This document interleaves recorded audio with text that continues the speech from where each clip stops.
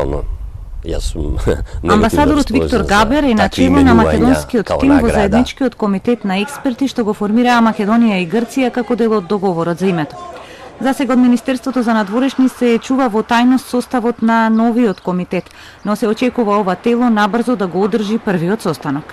Комитетот има сложено име, се вика Заеднички интердисциплинарен комитет за историски, археолошки и образовни прашања.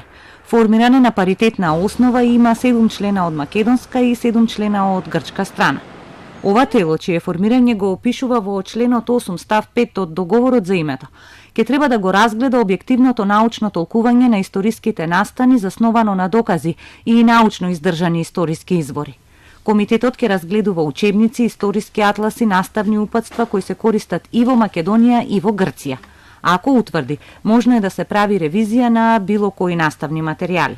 Предвидено е овој комитет да ги проучи и новите изданија на учебниците, а ќе дефинира и временски рамки за да се осигура дека во секоја од страните од идната година, односно една година од подпишувањето на договорот, не се користи ниту еден учебник или помошен материјал кој содржи било каков иредентизам. Неговата работа ќе ја надгледуваат Министерствата за надворешни на Македонија и на Грција. Председател на грчкиот тим е заменик министерот за надворешни Маркос Боларис.